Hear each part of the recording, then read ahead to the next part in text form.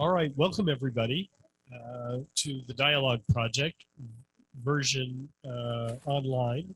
Um, so I'm going to give a very brief introduction to the Arava Institute, and then I'm going to introduce.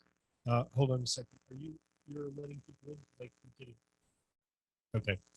I'm going to give you just a brief overview of the Arava Institute. Um, the institute was founded in 1996 on Kibbutz Keturah, which is in the very south of Israel. And it was founded because we believe that the environment can't wait for peace between Israelis and Palestinians, and because we believe that by working together on a common concern for the environment, builds trust, builds relationships, and enables us to at least start to envision a Middle East that is both peaceful and sustainable. The Arava Institute has an academic program, 2 semesters of environmental studies, where we bring together Israelis, Palestinians, and Jordanians, together with international students in an academic framework, studying courses such as ecology, earth sciences, renewable energy, sustainable agriculture, as well as courses in environmental policy, environmental economics, environmental education, all the tools that students need to become environmental leaders and professionals for when they leave the Institute and go back to their home communities. Throughout the years, the Institute has hosted over 1,500 students from the region and internationally.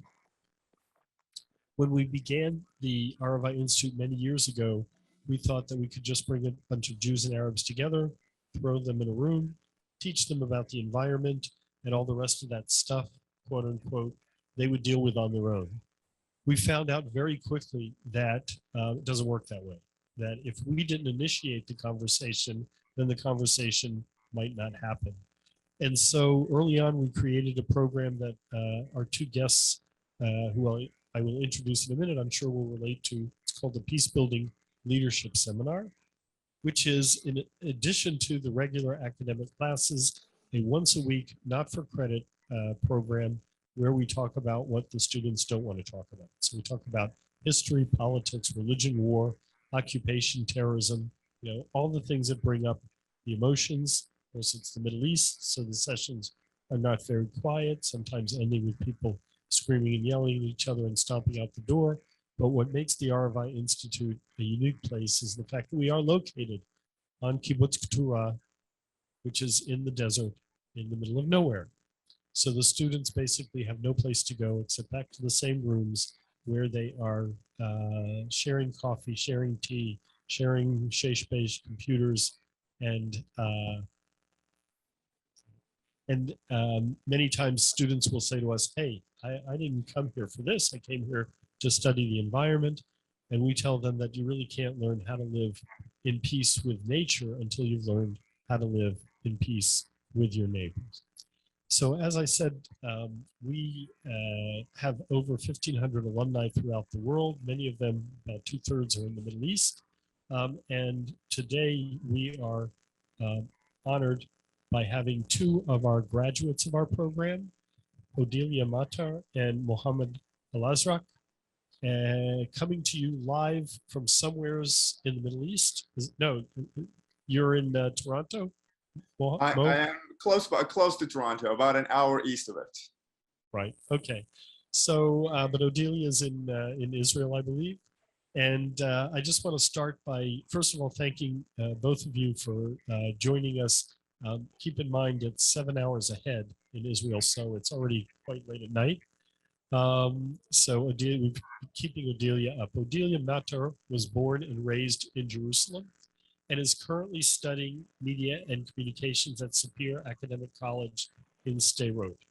Moved by her passion for the environment and grassroots activism, she decided to attend the Arava Institute for 2 semesters in 2018 and 2019. Odelia recently worked as the field and media coordinator for Negev Coexistence Forum and is currently managing a joint Arab-Jewish media project offering alternative narratives to mainstream Israeli media regarding the Arab Bedouin population of the Negev Nakab, aiming to promote equality and human rights in the region. Mohammed Azraq, or as is affectionately known by all of us, Mo, is an environmental and economic development consultant in the Middle East and North Africa region with over 15 years of work experience in Jordan, Egypt, Israel, Palestine, Tunisia, and the Gulf Country Council. Currently, he is pursuing an MA in Sustainability Studies at Trent University in Ontario, Canada. Azraq was the 2019 Seeds of Peace Gather Fellow and was recently the Capacity Building and Network Development Manager at the Arab Foundations Forum. Before joining AFF, Azraq was Senior Officer for Philanthropy and Social Investing in the American University Cairo School of Business. In 2010, he spent a year living and studying in Israel, Palestine at the Arava Institute. At the Institute, he co-authored a paper on the potential for renewable energy generation in Palestine. Also in 2010, Azraq was awarded the Leaders for Democracy Fellowship of the Maxwell School, Syracuse University in 2011. He was awarded the Atkin Fellowship for Arab-Israel Peace by the War Studies Department and King's College, London, where he published a paper on grassroots community initiatives for renewable energy generation in West Bank villages. And I'm sure that we could add more to that description, because every time Mo comes onto one of our Zoom calls, he's in a different place of the world doing something absolutely amazing. We're really privileged to have both of you on today's forum. And just one more word I want to mention about this, what we call the Dialogue Project. We, the Arava Institute, the Friends of the Arava Institute for Environmental Studies, which has its base here in Newton, Mass, has for years brought over alumni to speak to students, to speak on campuses, to meet with communities, because we believe this is the best way for people to understand what the Arava Institute is all about. As everyone realizes, during the pandemic, we moved this program onto Zoom. We still, at this point, because the situation is variable across the country, decided that we would continue the Dialogue Project on Zoom this year, but we really hope that by next year we'll be back to in-person meetings.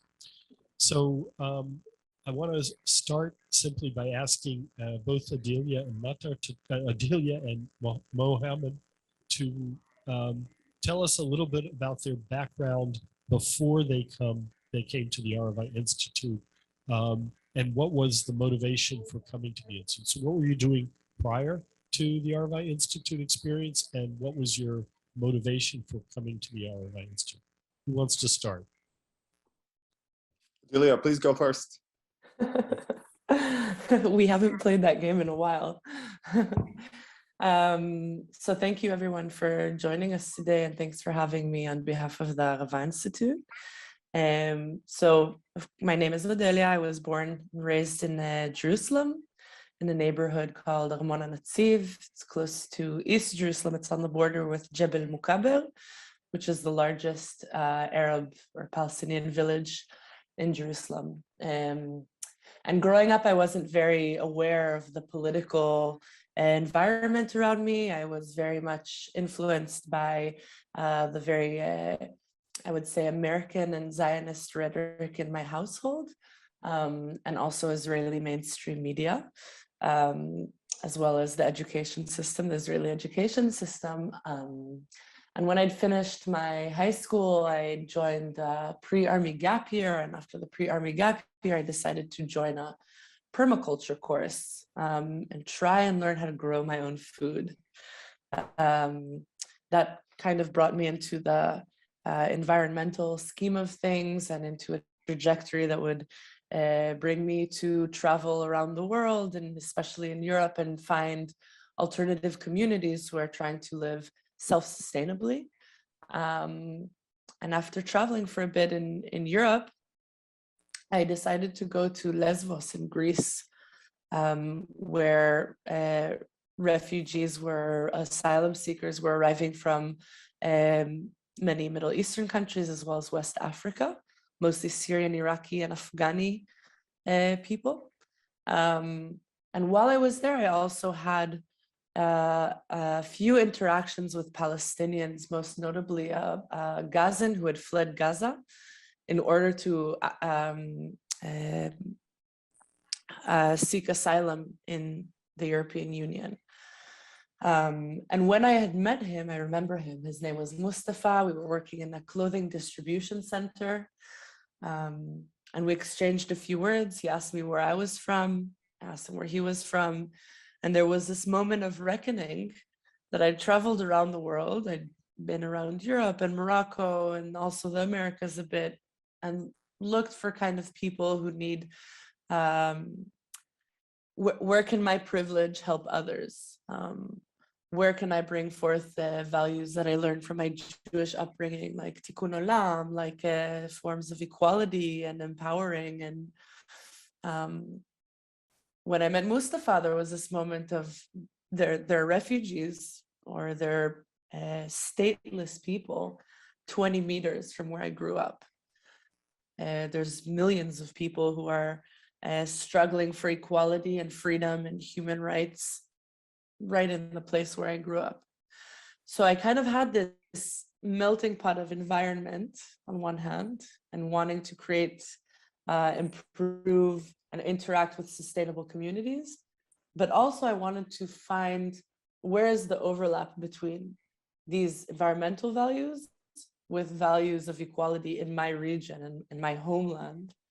And the Arava Institute catered to both of these desires perfectly, because as we will continue later on in this conversation to mention, the study, the academic program is extremely enriching environmentally, both science, politics, and social studies, but also the interaction with the fellow students there is extremely, extremely valuable, to the extent that it is, I would say, the main point where I continued working politically since 2018 because of my experience and participation in the Arava Institute. So that's my background.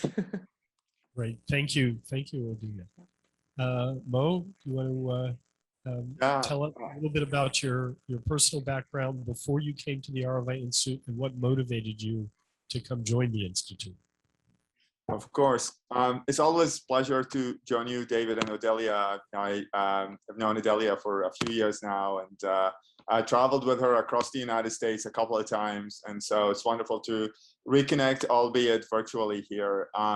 So I was born about a couple of countries east of Israel, Palestine, in Kuwait, which is part of the Persian Gulf and the Gulf Countries Council. I grew up partly there, continued to finish high school in Jordan. And before coming to the Institute, I was working as an engineer at a company that did fire alarms and low current systems for commercial buildings such as malls and schools and what have you. And I think I said this quite a few times when Odelia were traveling together. It's the kind of systems, once you've done 10 of them, you've done them all. They cease to be thought-provoking. They cease to be really challenging. They're important, but I did not see myself doing that kind of repetitive work where I only look at like kind of architectural schemes and decide where a fire alarm would go. I felt like I wanted to do more with my life. And in 2010, as David mentioned in his introduction of my biography, I got a scholarship to go to the United States to be a fellow at the Maxwell School. And right before that, there was that serendipitous connection to the Arava Institute. I was accidentally at an environmental gathering in a small town south of Amman, Jordan, called Madaba, and there I met Khalid Shorman, who for the longest time was an ally of the Institute in Jordan and was helping them recruit students from Jordan. And he and I kind of had a bit of a chat, and he introduced the Institute. He's like, oh, you're an electrical engineer. You're also interested in the kind of social implications of energy and environment. And maybe this Institute would be interesting for you. So at first I was like, I'm not so sure if I wanted to go to a kibbutz and live there. I was always as a growing up in a Palestinian household, I was always kind of intrigued and wanted to know how Israeli society perceived itself and the ways in which it viewed its relationship to the Palestinians. And I wanted to kind of go beyond what I saw on the news or read in the books and really try to interact with it directly. But I wasn't so sure about going and spending time in a kibbutz, to be perfectly honest. And I think I said, okay, well, I'm going to go to the United States now. Let me see once I kind of finish my scholarship there, and let's touch base later. And in the United States, I met with Sharon Ben Hayim, who was then also involved in Middle Eastern recruitment and alumni coordination. We also continued to have that conversation, and I think that's where I was kind of sold. I think Sharon and Khalid as well, like these two conversations really sold me on going to the institute. So and the later in the summer of 2010, I returned to Jordan, and in the fall I was at the institute, and I initially came to really just kind of exploring. I wanted to stay maybe for only one term, and I really enjoyed it. So I ended up staying for a whole year. Also added to that, as David mentioned in the introduction, I co-authored a paper with the current executive director of the institute, Dr. Tariq Abu Hamid. So that kind of extended my rationale for being at the institute and finishing that paper. So I want to echo what Odelia said. I thoroughly enjoyed the experience, both the academic and the non-academic part, both the credit and the non-credit peace building programs. And I, reflect back on it with such, kind of fondness. I continue to connect with alumni, whatever I am. Just a couple of weeks ago, I was in Montreal visiting my very dear friend, Tamara, who is also an alum of the Institute. And a couple of days later, I was on a call with my friend Daphne, who's in New York and also an alum of the Institute. So I continue to make these connections to the best way I can. Great, thank you both. Can you both give us, we'll start this time with Mo, so we'll always be back and forth. Mo, but also Adelia, listen to the question. So it's your first time on the campus of the Arava Institute, Kibbutz Ktura. How is it for you? Does it match your expectations? Are there things that surprise you? What's it like to be a student at the Arava Institute? Maybe you can also mention a word or two about the Peace Building Leadership Seminar experience. Of course, I think as maybe unlike Odelia, I wasn't my first time in Israel was actually going to the institute, so I had no prior experience physically being there. I had read about it. I kind of watched TV and the news, and knew a bit about the kibbutz culture, but not a lot like somebody who had been and spent time there. And so definitely there were surprises, and I would say mostly in kind of overwhelmingly pleasant surprises.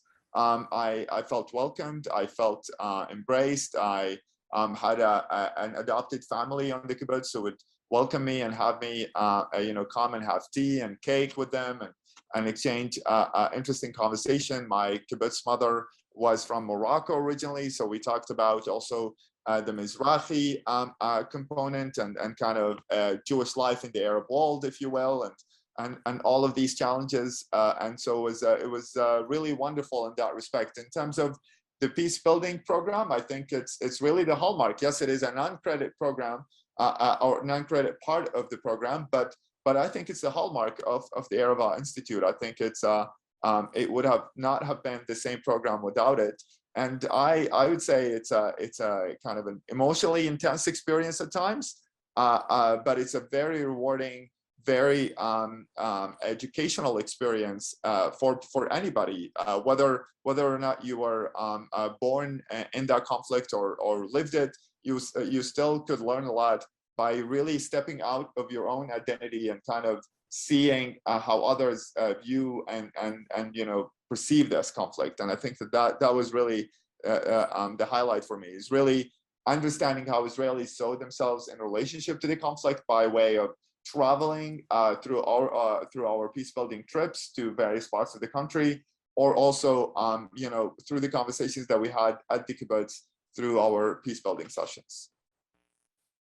Delia, can you also Um, just give us, what was it like for you as an Israeli Jew coming to a program where the other participants were Palestinians, Jordanians? How did your family react to that? my family. Yeah. I just would also like to build off of something that Mo said, which is that the Pels is really a hallmark of the program. And it's basically, we sit in a room, 30 participants of 30 students, and we talk for 3 hours, both kind of within the Israeli group and the Palestinian group and the international group separately. And then we meet and we discuss things that were brought up within these groups. And when you come to the Arava Institute, as a student who's Israeli and Jewish or Palestinian or international, there's a lot of heaviness behind the political instability of the region, behind different human experiences that everyone has had, whether myself, I was in the military, for example, and I hadn't met Palestinians in a sense that was outside of people who were working, construction workers, or providing services growing up in Jerusalem. And I'm sure that Palestinians did not have great experiences with the Israelis that they had met. Most of them had only met Israelis who were wearing uniform, checking their bags and clothing, and maybe applying violence in their homes or at checkpoints. So when you reach this space, it could be a really lovely, human, friendly experience. But if you don't address the political issues that everyone has in their hearts, then we wouldn't have created so much progress, and our friendships wouldn't have been so deep. I will speak for myself and Mo as well. Our friendships from the Arava Institute are friendships that will last for the rest of our lives. And they can also be professional friendships. But a lot of the friendship is based on the fact that we've actually heard each other out. We've acknowledged each other's pain. We've acknowledged the power dynamic, and we've acknowledged, I think for the most part, that we can do work together to improve the situation for both of us. It's in all of our interests that the situation in Israel-Palestine is improved and that human rights are acknowledged and regained. And as a Jewish Israeli from my home, so my home is I would say like a mixed family. My mom is Reformed, she's a cantor, she's Reformed Jewish, and my dad is religious and also very right-wing. I think my dad would call, I was there in 2018, so it's been 4 years, and he still thinks I'm in a phase. He thinks I'm perhaps doing some of the things that I do as a form of rebellion. But I stand behind the things that I do and the political work that I do. There's definitely a lot of, I would say, mental resistance to some of the messages and stories that I would bring home. Like if a friend of mine would share a story of his experience at a checkpoint, and I would tell my friends or my circle around me, kind of share with them, reflect the story that I heard of a good friend of mine that I trust completely, they would doubt what he's saying is true. Odelia, Yeah. can you just maybe give us that story? Because I think a lot of people maybe don't understand what a checkpoint is in the West Bank, what the meaning is. It sounds very innocuous. Right. Okay, so one story that I heard of a friend of mine who lives in Hebron was about a Palestinian man host. that he, a Palestinian who lives in Hebron, or El Khalil in Arabic, oh, sorry, El Khalil in Arabic, I imagine. A friend of his who he knows very well was driving to a roundabout, and he drove really quickly, and the soldiers who were there thought that he was going to run them over, and they shot and killed him. Now, when you hear my work at the moment is working with Israeli mainstream media, and there is a lot of fake news, or a lot of news that is taken from the spokespeople of the IDF or the police, to be 100% true. Like oftentimes journalists won't look into hear the like witnesses' versions of the stories, and oftentimes it's exposed later on that what was published in Israeli media is not entirely true. So this kind of situation, I'm sure that I remember I would tell people that I know about this story, and they would say, no, it was definitely a terrorist. It was 100% true that this guy was trying to run over these soldiers. But I know for a fact, as well as people that I know from the military, out of fear, a lot of innocent people are killed, out of the fear that soldiers have in the West Bank, and at the moment, also in Greater Israel, Palestine. It's actually really interesting timing to have this conversation, because one of the things that's happening politically now is that a lot of our politicians are asking Israelis to arm themselves and walk around armed in the streets to protect themselves and each other. And there's a lot of fear because of the attacks that had recently happened. But I'm extremely scared for my Palestinian neighbors that are scared of walking around in the streets, because one misunderstanding can lead to a murder, and the media will often not expose the Palestinian version of the story. So that's one example that came up in Pels that I still to this day, I notice more and more examples of this, especially in the Nakab Negev region where I work today. Great, thank you. Mo, Yeah. would you also, how did your parents or your family react to you deciding to come to the Arava Institute, to a kibbutz? Well, I mean, my parents, as I said, they're Palestinian. There was definitely some resistance there, but they've come to understand that I'm there to learn and grow in my education, and really, and obviously, I to be also very honest, I think it made it more acceptable that I was there, also doing research, especially when they were when they learned I'm doing research about renewable energy in Palestine, and that kind of is contributing to the Palestinian economy and well-being. That kind of, a lot of these things made them feel more at ease about this, and the fact that also I was working with a Palestinian professor also made them feel more at ease. All of these things contributed to the fact, that basically you have these divisions. My parents, as I said, grew up as refugees, and so their lives have been impacted by the conflict greatly. And so it took quite a bit of crafting and speaking and the kind of the right words for them to feel more at ease with this. And I'm going to open this up to the audience for questions in a minute, but I want to ask one final question, which is, give us a little bit more background on what you are doing now and how your experience at the Arava Institute helped to get you where you are now. Cordelia? Sure. What I do now is directly related to the Arava Institute, like I said earlier, in two ways. So one, I live in Beersheva, which is the Negev Nakab region. And I started working in political activism and grassroots activism a bit before the Arava Institute, but also following in the following years. I had the honor of receiving scholarship from the Institute together with Dickinson College in Pennsylvania, and I studied there for one semester and was starting an internship on their campus farm, which was extremely enriching. And there I also studied media and started diving into media and communications.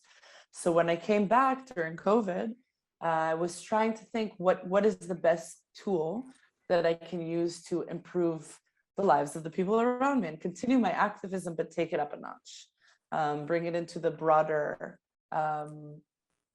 influence, and not just the small circles of activists that I know and work with before. And I also decided to live in Beersheva, which is I'll be a bit blunt, but I'll say it's not a very sexy city in Israel, Palestine. It's one of these places that people are like, why do you live there? What are you looking for? You could go to Jerusalem, Tel Aviv, Haifa, everything else is kind of not interesting. So I live in Beersheva, and I said to myself, as long as I live here, I have to be active in one way or another. And the Arab or Palestinian community of the Negev Nakab is the Arab Bedouin community. There are around 280,000, about 100,000 live in unrecognized villages without basic infrastructure like water, electricity, internet, sewage and garbage removal, schools, or health clinics. I had learned about the Arab Bedouin community in Miri Lavina Eman's course. There was a course called Political Ecology, and the case study was this community. And there we were working with the concept of the Israeli and Zionist narrative about this community is that they're trespassing on governmental land and they're non-environmental. When in fact they're the community that lives the most sustainably out of all the communities in Israel, Palestine. They consume the least and they provide the most food for themselves. They also live in the desert and they've been able for hundreds of years to grow food and collect water. So it's this kind of interesting idea of what makes something environmental and what makes something non-environmental in the global and in the local I guess, political notions. So this case study gave me a lot of insight into how to improve lives of both Israelis, both Jewish and Arab citizens in the region. And the media and communications, which I'd received due to my attending Dickinson College, is the field that I decided to work with. At the moment, I'm coordinating a joint Arab-Jewish media project, and we're trying to bring some kind of contrast to mainstream Israeli media, which is painting a very, very, very one-sided picture of the situation in the Negev, kind of strengthening very old school narratives about community, rather than promoting a safer future for both Jews and Arabs in the region. Great, thank That's you. where I am today. Yeah. Mohammed, can you tell us a little bit more about what it's like to be a student at the Arava Institute? What are some of the classes you take? What's the daily life like? And what is your relationship? What is the student's relationship to the kibbutz, which is the home community of the Arava Institute? Yeah, absolutely. Some of the classes that I took are, so the Institute is also, structured in a lot of ways, in similar ways to how North American universities and colleges are. So you take, 4 credit classes that are in topics such as environmental policy and planning, or environmental economics, renewable energy, environmental ecology, etc. So they're kind of, college-like classes. But you also are doing, practical work and interacting with things in the field. So we had like solar energy testing field, or students that worked on and sustainable agriculture worked on the agricultural projects that are in the kibbutz. And so there's that daily interaction between the student body and the kibbutz members. Because of that, we also would eat together. We would go to the dining hall and eat there with the kibbutz members. As I mentioned earlier, some of us had a adopted kibbutz family, whereby we would go visit them regularly and have conversations with them about their lives, about their relationships to the kibbutz, and how they themselves arrived on the kibbutz. And so a lot of these things are really part and parcel of the experience. They would not be separable in any way. And they really make up the experience of being a student at the Arava Institute. It's an all-encompassing lifestyle of basically eating together, studying together, and also really kind of dancing together sometimes at the pub. So yeah. Well, you're now a master's student or PhD student? I am actually doing my master's, yes, at Trent University, and I have my arrival here has a very direct connection to the Institute. So my supervisor is Dr. Asaf Zohar, who has been a longtime friend of the Institute. I came to him through the Institute. Was connected by, I mentioned her earlier, Sharon Ben Haim, who I was speaking with about what kind of my next steps are. So I have done quite a few graduate short-term fellowships, but I didn't really get a master's degree yet. So I, like, when the pandemic hit, I was really in that kind of moment where maybe it's time to step back and really go and get that formal education that hopefully will give me a step up in my career. And so that conversation started there with Sharon. She connected me with Asaf, and then Asaf and I had this conversation about my research back and forth.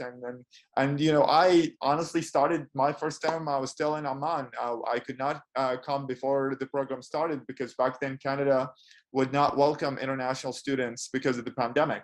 And so my you know, I was applying for my visa. My visa came out in November, which is halfway through the term. So I decided to come in between the terms, just so that my education is not affected. So for the first term, I was taking classes at, you know, 10 p.m. at night, because I was in Jordan and the classes were here. So that 7-hour difference made that you know, an issue. But you know, all worked out. And in January, I'm here. I'm now researching something, you know, also like that could have you know, applications pretty much anywhere in the world. But we're looking at municipal level strategies for sustainable development goals. The UN's as overarching 17 sustainable development goals, and 169 targets and 332 indicators that go under those. And so how can municipalities try to capture as much of those targets and indicators within their work? And I'm taking the city that I now live in, which is a small town east of Toronto called Peterborough.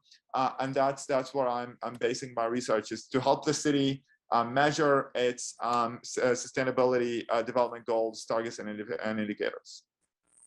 That's great. Thank you both very much. Absolutely. I'm going to open it up to questions from the audience. We have a few people here with us at the Elie Wiesel Center for Jewish Studies. We also have people online, and I see that Ruth Kaplan's hand is raised. So we have, can we give Ruth the mic?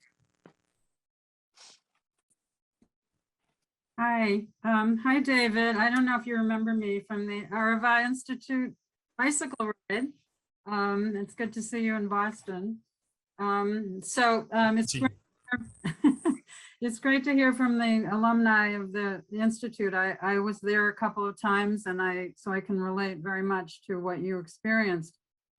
My question for you and for the Institute in general is whether over the years there's been any efforts to try to create both curriculum and a methodology of doing what you do that would apply more broadly to the Israeli educational system in general.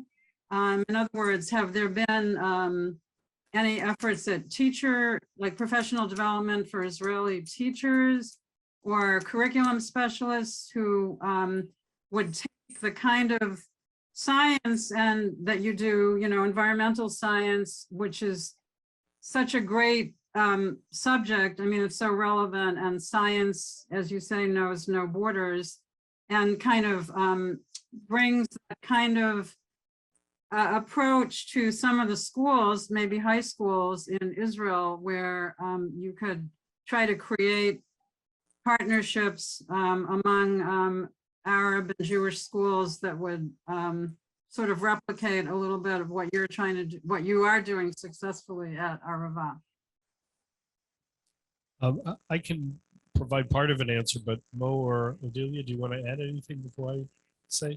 No, I mean, I think this is probably a you know, a you question, because it's about pedagogy and yeah. Yeah, so I can just say really quickly, David, actually, that I'm part of a group of young Israelis who are giving lectures to these pre-army gap years about the conflict / occupation. And some of, like, I would say 20% of the people who are lecturers, we give 10-part lecture series, are alumni of the Arava Institute, which I think is really interesting. That's great to hear. I want to hear more about that sometime. Sure. I didn't know. Sure. So a number of years ago, actually an initiative of our alumni was to do environmental programs in schools in Israel. You know, the Israeli school system is divided between religious school systems, secular school systems, and Arab school systems. And so we had a number of alumni who had an initiative bringing together, first teaching about the environment in the separately, and then bringing the Arab and Jewish schools together. Unfortunately, we ran out of funding with that project, but that project was very nice and was initiated by our alumni. We've had other alumni initiatives in school systems. And most recently, the Arava Institute is now in the process of partnering with the Beit Burrell Teachers College in Israel, which is one of the leading teachers colleges in Israel, and we're working with them on developing curriculum for climate change and the impact of climate change on our region, and how this is not simply a problem for Israel or Jordan or Palestine or any one country, but a problem that needs to be addressed regionally. So hopefully, and the idea is that we will teach the teachers. That's the idea, is that we'll bring the curriculum for the teachers. Thank you.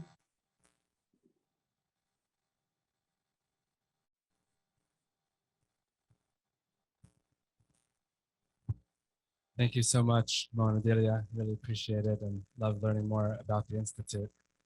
I'm curious, in the conversations that you have, those challenging, complex conversations that you have while you're at the Institute, what are some ways that people speak during those conversations or others that you've had that allows, on the one hand, at times, your ears to close, your heart to harden, and on the other side, at other times, your ears to open and your heart to open? What are the ways people speak in those conversations that lean towards both of those ways of interacting?